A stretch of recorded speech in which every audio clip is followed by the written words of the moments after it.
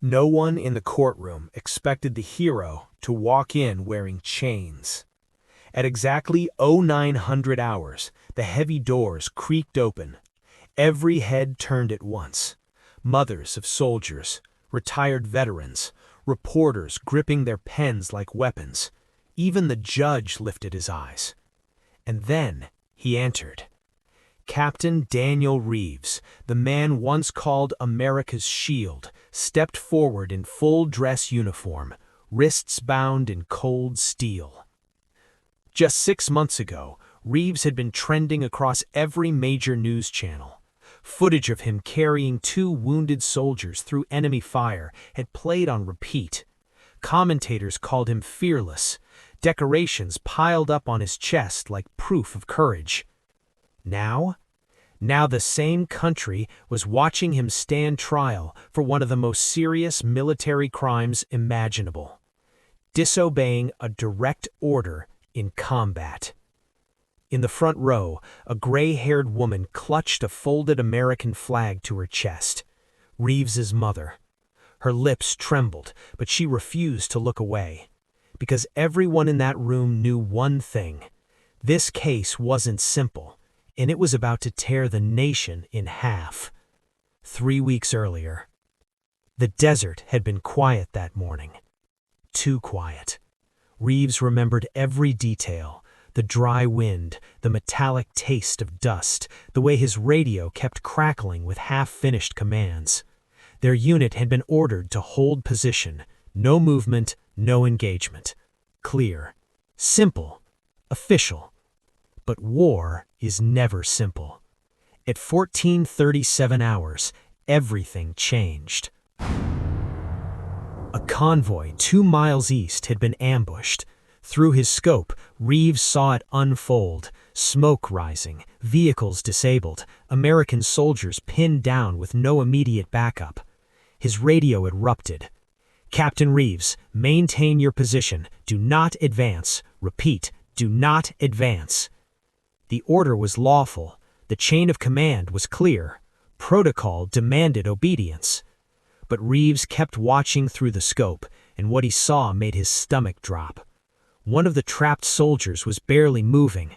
Another was dragging himself across open ground. They weren't going to make it. Back in the courtroom, the prosecutor stood slowly, buttoning his jacket with careful precision. His voice, when it came, was sharp as glass.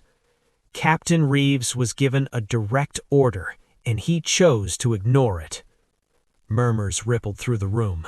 The prosecutor paced slowly. Because of that decision, this court must determine whether he is a hero or a liability to the United States military.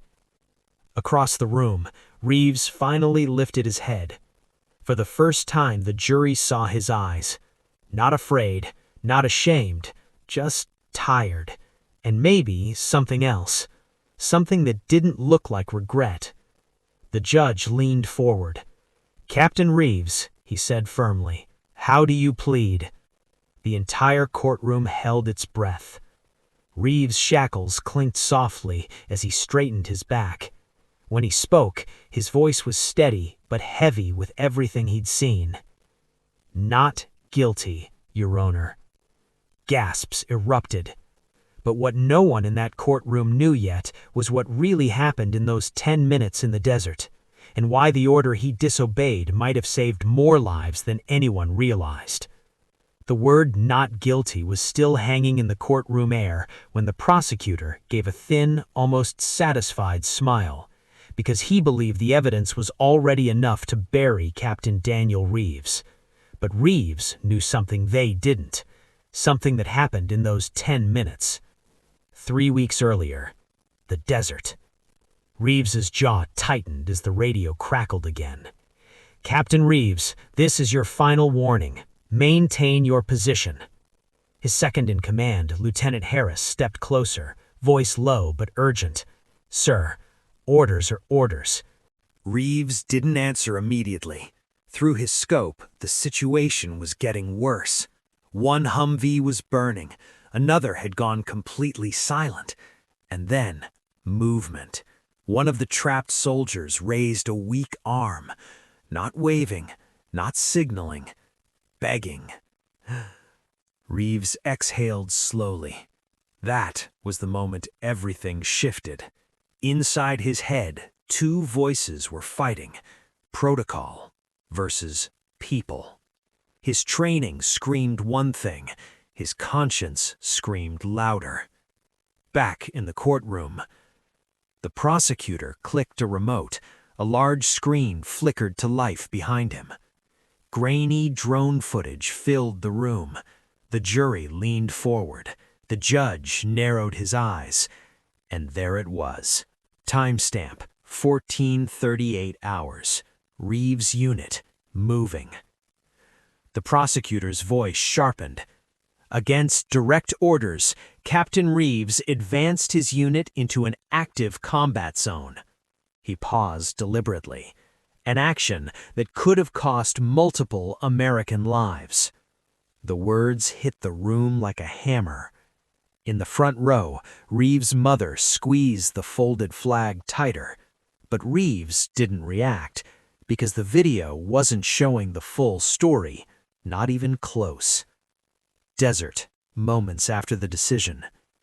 Reeves turned sharply. "Mount up. We move in 30 seconds. Lieutenant Harris froze. "Sir, that's a direct violation." "I know exactly what it is," Reeves cut in. For a split second, the unit hesitated. This was the line no officer was supposed to cross. Then Reeves said the words that would later echo across news networks nationwide. "If we wait, they die." That was all it took. The soldiers moved, doors slammed, engines ignited, and just like that, Captain Daniel Reeves crossed the point of no return. Courtroom, present. The prosecutor turned slowly toward the jury, calm, confident, almost surgical. "What you are about to hear," he said, "is why discipline exists in the United States military." He pressed another button. Click. New audio filled the courtroom. Reeves' voice, pulled directly from his combat radio. Clear, undeniable. "I'm taking my unit in." Massive reaction. Whispers and gasps. The prosecutor let the moment breathe, then delivered the strike. Captain Reeves knowingly disobeyed a lawful order in the middle of a live operation. He faced the jury squarely.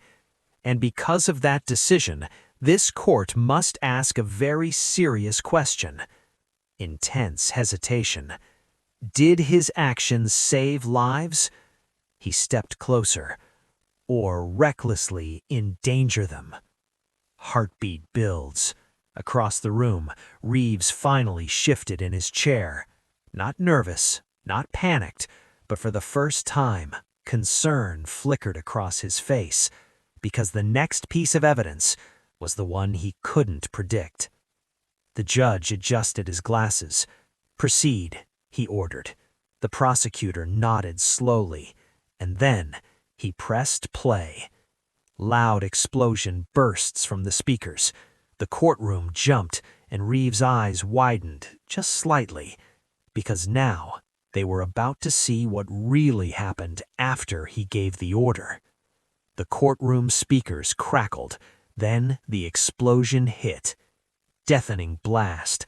Several jurors flinched. One reporter actually dropped her pen. Even the judge stiffened in his chair.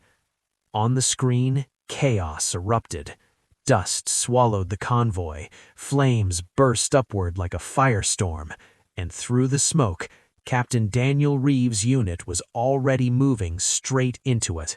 The prosecutor didn't speak. He didn't have to. The footage was doing the work for him. Desert, 14:41 hours. Engine roar, rapid. Reeves gripped the dashboard as their Humvee tore across the sand. 30 seconds out, Harris shouted. Gunfire echoed in the distance. Muffled gunshots. Reeves' eyes stayed locked forward. Every second mattered now, because what command didn't know was that the ambush wasn't over. Not even close. Back in the courtroom, the prosecutor finally stepped forward, cold, measured. "Ladies and gentlemen of the jury," he said, "what you're about to see next is exactly why military discipline cannot be optional." He clicked the remote again. Click. The video zoomed tighter. Timestamp 1442. Reeves' convoy entered the kill zone, and then, massive second explosion. Gasps erupted across the gallery. One of Reeves's trailing vehicles rocked violently from the blast. The prosecutor turned sharply toward the jury. Because of Captain Reeves's decision to advance, his own men were now directly in harm's way. Low, dramatic hit. In the front row, Reeves's mother closed her eyes. For the first time, doubt crept into the room. Desert, moments later. High-pitched ringing sound. The world inside Reeves's Humvee went muffled from the blast shock. Dust rained down. Someone in the back was coughing hard. "Status!" Reeves barked. "Vehicle 2 took the shock wave but still mobile," Harris replied. Then, through the thinning smoke, Reeves saw something that made his blood run cold. Movement on the ridge, multiple figures, weapons raised. Sharp tension sting. It wasn't just an ambush, it was a secondary trap, and if they had stayed in their original position, Reeves's jaw tightened, because suddenly, command's order didn't make sense anymore. Courtroom, present.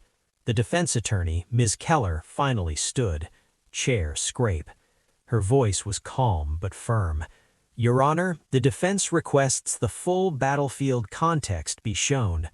The prosecutor's jaw flexed slightly. He didn't like that. Not one bit. The judge considered for a long moment, then nodded. "Granted." Murmurs swell. Keller walked slowly toward the screen, every step deliberate, every eye on her. "Ladies and gentlemen," she said gently, "the prosecution is correct about one thing." She paused, then delivered the turn. "Captain Reeves did disobey a direct order." Whispers spread. Even Reeves glanced at her, but Keller wasn't finished. She pressed a key on her tablet. Soft digital beep. The footage rewound slightly, then expanded. Wider view, higher altitude, and suddenly the entire courtroom leaned forward, because now they could see what Reeves saw. Collective gasp. Hidden behind the ridge, 3 additional enemy vehicles, perfectly positioned, waiting. Heartbeat thundering.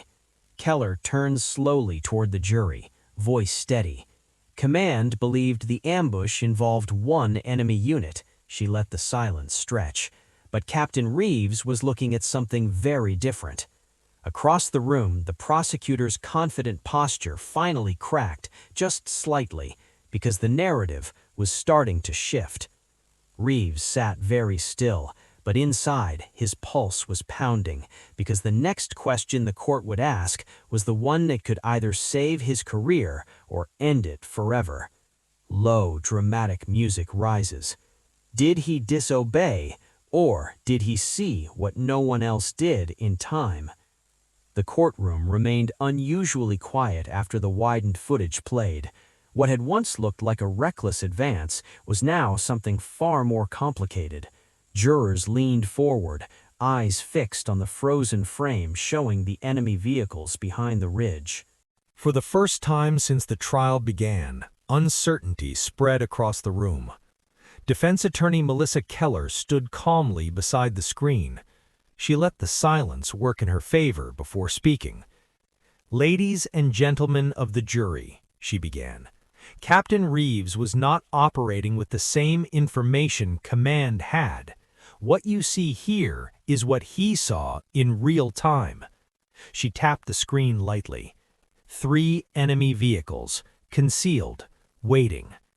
"Command believed our forces were facing a single ambush unit," Keller continued, "but Captain Reeves identified a layered trap, one that threatened not only the convoy under attack, but potentially his own unit if they remained stationary." The prosecutor rose immediately. "Speculation," he said sharply. "The captain was not authorized to reinterpret battlefield intelligence." Keller didn't flinch. "With respect," she replied evenly, "combat leadership requires real-time judgment when new threats emerge." The judge raised a hand, signaling both sides to proceed carefully. At the defense table, Reeves sat motionless, but inside his mind, the memory was crystal clear. Desert, 1443 hours. Reeves lowered the binoculars slowly. "Sir?" Harris asked. Reeves spoke quietly, but with certainty. This wasn't just an ambush, they were setting up a kill box. Harris's expression changed. He saw it now too. If Reeves' unit had stayed in their original position as ordered, they would have been exposed once the secondary force moved. Reeves keyed the radio again. "Command, be advised. Multiple enemy vehicles confirmed behind the ridge. This is a coordinated trap." Static answered him. Then the same voice from command returned, firm and controlled. "Captain Reeves, maintain your position. Reinforcements are en route." Reeves checked the burning convoy again through the dust. They didn't have time for reinforcements. One of the stranded soldiers had stopped moving entirely. Reeves made the call. "Negative, we are proceeding with extraction." That transmission would later become the centerpiece of the prosecution's case. Back in the courtroom, the prosecutor approached the jury box slowly, hands clasped behind his back. "Military structure exists for a reason," he said. "If every officer in the field decides which orders to follow and which to ignore, we don't have a military anymore. We have chaos." Several jurors nodded subtly. It was a powerful point. Then he turned sharply toward Reeves. "Captain, you were fully aware that disobeying a lawful order in combat could result in court-martial, correct?" Reeves finally spoke. "Yes, sir." "And you chose to proceed anyway?" A brief pause. "Yes, sir." The admission landed heavily. But Keller rose again, timing her move perfectly. "Captain Reeves, when you observed the secondary enemy position, what was your assessment if your unit had remained in place?" Reeves didn't hesitate. "We would have been exposed within minutes, possibly surrounded." The prosecutor interjected quickly. "That is hindsight speculation." Reeves turned swiftly toward the jury. "No, sir," he said quietly. "That was real-time threat assessment." The room grew still again, because Reeves didn't sound defensive, he sounded certain. Then Keller stepped forward for her final question of the day. "Captain, when you gave the order to move in, what was your primary objective?" Reeves took a slow breath. "To bring our soldiers home alive." The words hung in the air. Simple, direct, dangerously persuasive. In the gallery, Reeves's mother finally opened her eyes again. For the first time since the trial began, hope flickered across her face. But across the aisle, the prosecutor was already preparing his next move, because the court still hadn't heard from the one witness who could change everything, Lieutenant Harris. And what Harris was about to say under oath might not help Reeves at all. The following morning, the courtroom filled earlier than usual. Word had spread overnight. Today, Lieutenant Marcus Harris was scheduled to testify, the man who had been beside Captain Reeves in the desert when the order was given. If anyone knew the truth of what happened in those critical minutes, it was him. At precisely 9:02 a.m., the bailiff called the room to order, and Harris stepped forward to the witness stand. He looked composed, but not comfortable. He took the oath, his voice steady enough, though those who knew combat veterans well could see the tension in his shoulders. The prosecutor approached first, measured, confident, ready. "Lieutenant Harris," he began, "you were Captain Reeves' second in command during the operation in question, correct?" "Yes, sir." And you heard the direct order from command to maintain position. I did. The prosecutor paced slowly. Let's be very clear for the jury. Was that order lawful? A brief pause. Harris glanced once toward Reeves, then back to the prosecutor. Yes, sir, it was lawful. A quiet ripple moved through the courtroom. The prosecutor pressed forward. Did Captain Reeves acknowledge that order? Yes, sir. And despite understanding it, he chose to advance anyway. Another pause, longer this time. Harris swallowed. Yes, sir. In the gallery, several heads shook subtly. The prosecutor allowed the weight of the moment to settle before delivering the next strike. In your professional military opinion, Lieutenant, did advancing place your unit at greater risk? The courtroom held its breath. This was the question. Harris shifted slightly in the witness chair, his fingers tightened together. And then he answered, Yes and no, sir. The prosecutor's brow twitched. It wasn't the clean answer he wanted. Explain, he said sharply. Harris took a slow breath. Advancing into an active ambush is always dangerous. There's no scenario where that move is safe. The prosecutor nodded slightly, sensing recovery. But, Harris continued, voice firmer now, staying put was becoming dangerous too. A murmur spread through the room. The prosecutor's expression hardened. Lieutenant, please answer directly. Did Captain Reeves disobey a lawful order? Harris met his gaze. Yes, sir, he did. Another heavy moment fell, but Harris wasn't finished. And, he added, he may have prevented something worse. That changed everything. The prosecutor stepped closer, voice tightening. Lieutenant, are you suggesting you know better than command intelligence? No, sir, Harris replied evenly. I'm saying Captain Reeves was looking at the battlefield in real time. Across the courtroom, several jurors exchanged glances. The clean narrative was starting to fracture. Defense Attorney Keller rose slowly for cross-examination. Her tone was calm, almost gentle. Lieutenant Harris, when Captain Reeves first gave the order to move, what was your immediate reaction? I thought it was a serious risk. And did you voice that concern? Yes, ma'am. Keller nodded. But you followed the order? Yes, ma'am. Why? This time, Harris didn't answer immediately. His eyes drifted briefly toward Reeves, not with doubt, but with something closer to reluctant respect. Because, Harris said finally, once I saw what he was seeing, the situation didn't look the same anymore.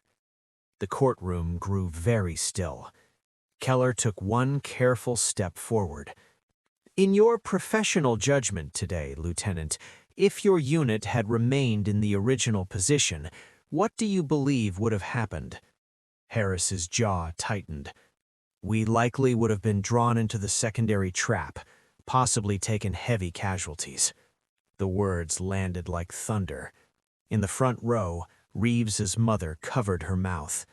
But across the aisle, the prosecutor was already preparing his counterattack, because Harris had just admitted two things that would define this trial. Captain Reeves disobeyed a lawful order, and he might have saved lives by doing it. Now the court had to decide which mattered more. As Harris stepped down from the stand, the judge glanced at the clock. Court would recess for the day, but the hardest testimony was still coming. Because the next witness wasn't a soldier, it was someone who had been inside the burning convoy, someone whose life hung in the balance during those 10 minutes, and what he was about to reveal would shake the courtroom to its core. The next morning, the courtroom buzzed with anticipation. Everyone knew today's testimony could change the trial entirely. The witness called was Private First Class Aaron Delgado, one of the soldiers trapped in the ambushed convoy. Delgado had been nearly immobile during the attack, and the footage had captured him struggling across the burning terrain. He appeared small and nervous as he walked to the stand, sweat still fresh on his forehead from nerves. The bailiff administered the oath. Delgado's hands shook slightly, but he looked up at the jury with determination. The prosecutor approached first. "Private Delgado, you were in the convoy that Captain Reeves ordered moved forward during the ambush, correct?" "Yes, sir," Delgado said quietly. "And you were aware that this action went against command's orders?" "Yes, sir," Delgado said quietly. "We were told not to move." "And in your opinion," the prosecutor pressed, "did advancing put you and your fellow soldiers at greater risk?" Delgado hesitated. His gaze flickered toward Reeves in the defendant's chair. Then he spoke. "At the time, yes. It felt like we were walking into fire." The prosecutor leaned closer. "So Captain Reeves knowingly put his men in danger?" Delgado's hands gripped the stand. "It felt that way, but it saved us." The words seemed to hang in the air. The jury shifted in their seats. The prosecutor's jaw tightened. Keller stepped forward for cross-examination. "Private Delgado, can you describe exactly what you saw when Captain Reeves gave the order to advance?" Delgado closed his eyes for a moment, recalling the desert chaos. "The convoy was pinned down. Vehicles were burning. I thought some of us were going to die right there. Then Captain Reeves started moving us forward, leading the way himself. He didn't hesitate. He stayed calm, and somehow that gave the rest of us courage to move." Keller nodded, letting the pause linger. "Did anyone die because of this movement?" "No, ma'am. We all made it out." "And if Captain Reeves had stayed put, what do you think would have happened?" Delgado's eyes grew distant. "We wouldn't have made it. The second wave of enemy vehicles, he saw them before anyone else did. If we'd stayed, people would have died." The courtroom was silent. The jury absorbed every word. Even some of the reporters seemed stunned, scribbling notes furiously. Keller pressed a final question. "Private Delgado, how did Captain Reeves' decision affect your survival?" Delgado looked directly at Reeves. "He saved us." No one in the courtroom moved. The word was simple but powerful. Saved. The prosecutor struggled to respond. "Private, that is your personal opinion, correct? Not a military fact?" Delgado didn't flinch. "It's the truth. I was there. He saved us." For a moment, even the prosecutor had no rebuttal. The narrative of recklessness versus heroism was no longer black and white. The judge cleared his throat. "Thank you, Private Delgado. You may step down." As Delgado returned to his seat, Reeves finally allowed himself a small, controlled nod of appreciation. His face was still tense, but there was a quiet satisfaction in his eyes. Outside the gallery, whispers spread among the spectators. Social media cameras were already lighting up with clips of Delgado's testimony. The nation's eyes were on this trial, and the story of the hero who disobeyed an order to save lives was going viral. Yet inside the courtroom, the prosecutor prepared for the next challenge. There was still one key element to address: the allegation that Reeves' decision had endangered more than just his men. And that question would bring the next witness, a battlefield medic who had seen everything unfold in real time. The courtroom filled once again, tension hanging thick in the air.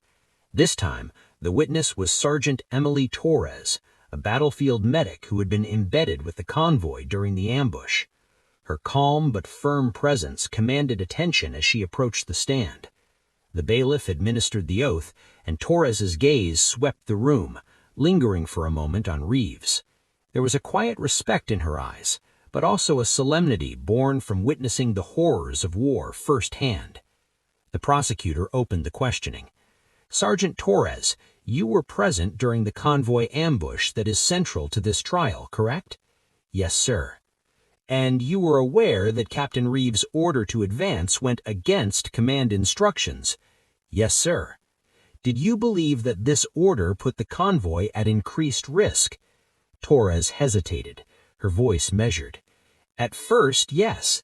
Advancing into the ambush seemed extremely dangerous. It felt like we were exposing ourselves to certain fire. The prosecutor pressed further. And did anyone sustain injuries as a result of his decision? Yes, some soldiers were injured in the initial explosions, but they would have been worse if we had remained stationary, Torres explained. The courtroom murmured quietly, sensing a subtle shift in the narrative. Keller stood for cross-examination, moving deliberately toward the stand. Sergeant Torres, when Captain Reeves gave the order to move, what did you observe in his actions? Torres straightened, taking a moment to gather her thoughts. He took the lead. He remained calm under fire, providing clear instructions to the convoy. His composure allowed us to move as a unit, even while under attack. And did his leadership affect the survival of the soldiers and the convoy? Keller asked gently. Yes, Torres said firmly. His decision directly allowed us to extract the soldiers from immediate danger. Without his intervention, I believe there would have been fatalities. The jury sat forward, rapt. Keller allowed the moment to settle before continuing. Sergeant Torres, in your professional assessment, was Captain Reeves' decision reckless, or did it demonstrate situational judgment under pressure? Torres looked toward Reeves, then back at the jury. It demonstrated judgment. He assessed the threat in real time and made a call that saved lives. That's what leadership looks like in combat. A quiet hum of acknowledgement passed through the courtroom. Even the judge appeared thoughtful. The prosecutor attempted to regain control. Sergeant Torres, are you aware that disobeying a lawful order is a serious offense that undermines military discipline? Yes, she said calmly, but in this instance, strict obedience could have led to unnecessary casualties. Discipline matters, but judgment matters too. Lives were at stake. Her words seemed to resonate deeply. The room remained silent as everyone absorbed the weight of her testimony. Keller concluded the cross-examination. Thank you, Sergeant Torres. Your testimony underscores the complexity of decisions made in the battlefield, where split-second judgment can mean the difference between life and death. Torres stepped down from the stand, and the courtroom seemed to exhale collectively. Reeves sat still, eyes focused, yet there was a quiet relief in his posture. Outside the gallery, reporters and social media influencers were already sharing clips of Torres's testimony, highlighting the heroism and life-saving nature of Reeves' actions. Public opinion, already divided, was beginning to shift further. But the trial was far from over. The prosecution was preparing its next move, to show that while Reeves may have saved lives, his actions had consequences beyond the immediate battlefield. And in a courtroom filled with history, those consequences could determine whether the man America called a hero would be remembered as one or condemned forever. The next day, the courtroom reconvened. The atmosphere was tense, heavy with anticipation. Today, the focus was on the consequences of Captain Reeves' decision. What the prosecution argued could have endangered not only his unit, but the larger mission. The prosecutor wasted no time. He gestured toward the screen, which displayed aerial maps of the battlefield. Ladies and gentlemen of the jury, while the defense has argued that Captain Reeves saved lives, we must also consider the broader operational risks. Advancing into an ambush without command approval could have compromised neighboring units, disrupted strategic positioning, and escalated enemy engagement. Reeves's jaw tightened, but he remained silent. The prosecutor pointed to the map. Here, the convoy's original position was intended as a defensive buffer. By moving forward, Captain Reeves exposed not just himself, but the adjacent platoons that were relying on coordinated maneuvers. Keller rose calmly. Your Honor, if I may. The judge nodded, allowing her to address the jury directly. What the prosecution fails to emphasize is that Captain Reeves made his decision based on real-time intelligence. He saw a secondary threat no one else had identified. His move was calculated, precise, and ultimately prevented a larger disaster. The prosecutor countered quickly. Calculated or reckless? Captain Reeves knowingly ignored direct orders. In any other situation, that could be considered mutiny. Keller's tone did not waver. In any other situation, yes, but this was not any other situation. This was combat. Lives were on the line, and he acted decisively to prevent a massacre. The jury seemed divided, their expressions tight, some leaning forward, others deep in thought. The prosecutor switched tactics. We will hear testimony from the communications officer who can attest to the chaos and confusion caused by Captain Reeves' unilateral decision. Their signal relay was disrupted, creating a risk of friendly fire and miscommunication. The courtroom fell silent as Specialist Ryan Caldwell was sworn in. Caldwell began. I was responsible for relaying commands between command and the convoy. When Captain Reeves advanced without authorization, our communications were overloaded. We had moments of uncertainty. It was tense. We weren't sure if he was walking into danger or attempting an unsanctioned maneuver. The prosecution pressed. And did this pose a real threat to the mission? Caldwell nodded. Yes, sir. At that moment, any misstep could have led to catastrophic outcomes. We could have lost more than just this convoy. The jury shifted uncomfortably. For the prosecution, the argument was clear. Disobedience in the military has consequences that ripple far beyond a single act of courage. Keller stood, addressing both the witness and the jury. Specialist Caldwell, did the convoy suffer casualties as a result of Captain Reeves' decision? Yes, Caldwell admitted. There were minor injuries, but no fatalities. Everyone survived. Keller continued. And in your professional judgment, had Captain Reeves not acted as he did? Caldwell's pause was long, heavy. We would have lost soldiers. Lives would have been lost. A hush fell over the courtroom.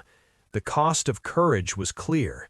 Yes, the decision had risked others, but it had also prevented a far worse tragedy.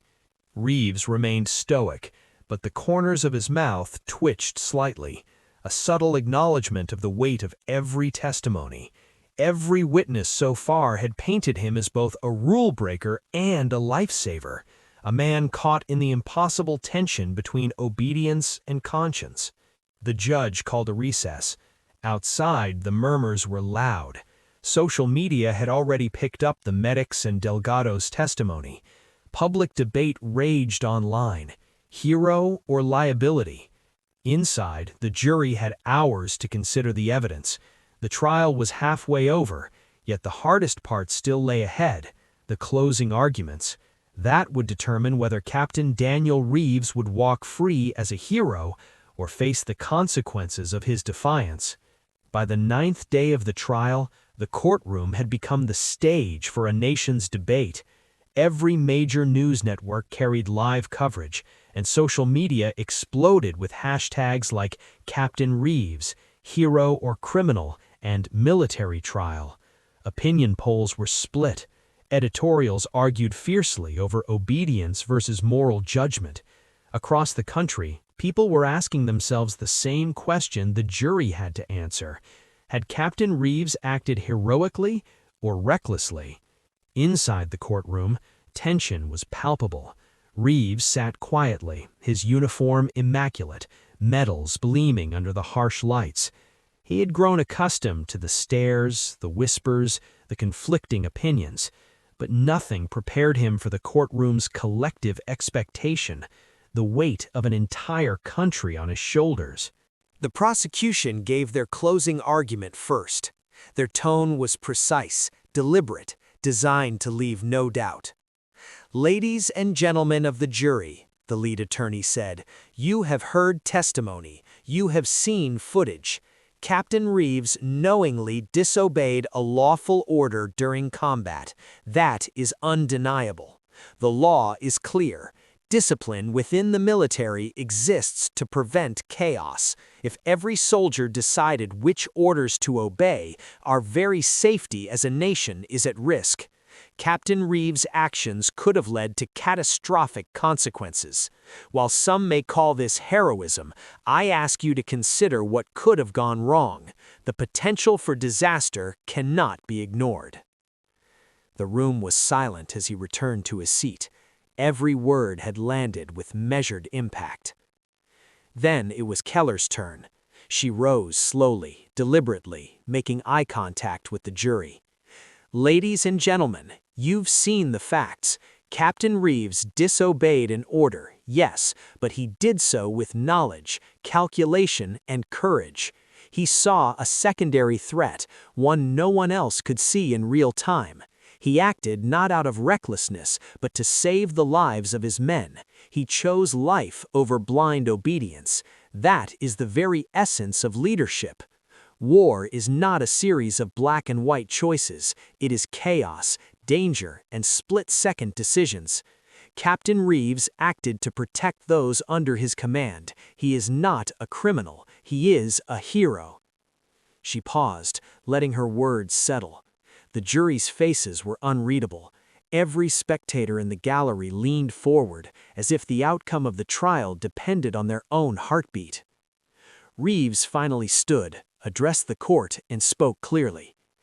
"I made a choice in the desert that day," he said, voice steady. "I weighed the orders I received against the lives I saw at risk. I chose to move forward because I couldn't stand by and watch soldiers die when there was a chance to save them. I am accountable for my actions, but I am also accountable for the lives we preserved. I do not ask for praise, I ask for understanding that courage sometimes requires decisions beyond the page of orders. I acted to protect my fellow soldiers. I acted to uphold the oath I swore to serve and defend." The courtroom remained silent. For a moment, the human reality of his decision outweighed the technicalities of military law. Outside the courtroom, reporters and commentators debated endlessly. Experts dissected every line, every choice, and every moral implication. The nation was polarized, but there was one thing they all recognized. This was more than a trial of one man. It was a trial of what it meant to lead, to protect, and to make impossible choices in the chaos of war. The judge finally called the jury to deliberate. The 12 citizens left the courtroom with the heavy responsibility of balancing law, morality, and human instinct. Reeves returned to his seat. He exhaled slowly, though his mind was racing. He had told the truth, he had presented the evidence. Now it was out of his hands. The fate of a hero and the judgment of a nation was about to be decided. The courtroom was silent, nearly frozen in anticipation. Weeks of testimony, footage, and arguments had led to this moment. The jury filed back in, their faces grave but composed. Captain Daniel Reeves sat perfectly still, his hands folded in front of him. Outside, the nation held its breath, every eye on the courtroom, every headline waiting to be written. The judge cleared his throat. "Members of the jury, have you reached a verdict?" The foreperson stood, a man in his late 40s with a steady voice. "Yes, Your Honor, we have." Reeves's pulse quickened. He glanced briefly at Keller, who gave him a reassuring nod. The foreperson began reading slowly, deliberately, each word measured. "On the charge of disobeying a lawful order, we find the defendant not guilty." A collective gasp swept through the courtroom. Some spectators whispered in disbelief, others cried quietly. Reeves's mother covered her mouth, tears streaming down her cheeks. Reeves himself exhaled, a mix of relief and exhaustion washing over him. Keller turned toward him, her expression a mixture of pride and resolve. Reeves gave a small nod, acknowledging not just the victory, but the cost of getting here. The prosecutor closed his eyes for a brief moment, the weight of the trial pressing down on him. He had lost, but he had fought hard to uphold the law as he saw it. Reeves rose to address the court, standing tall but humble. This verdict does not erase the danger we faced. It does not erase the lives lost in war, nor the orders that keep our military functioning.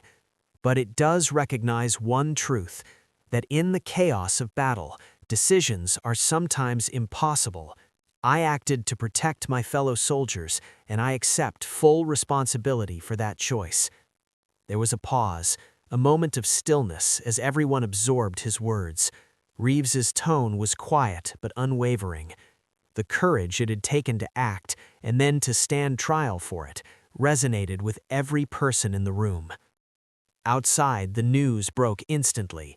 Headlines around the country celebrated the court-martialed hero who had defied orders to save lives. Social media exploded with debate, support, and admiration. Reeves's story became a symbol, not just of military heroism, but of the complex moral decisions that define leadership under fire.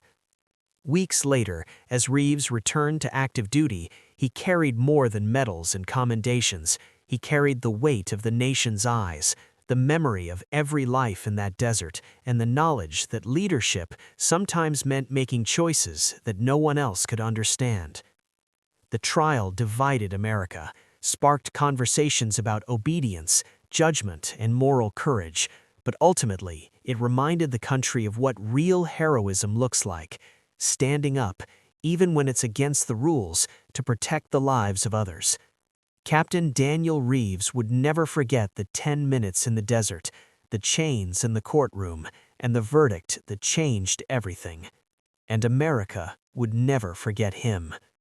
The story of the court-martialed hero became more than a headline. It became a lesson in bravery, responsibility, and the hard choices that define the very soul of service.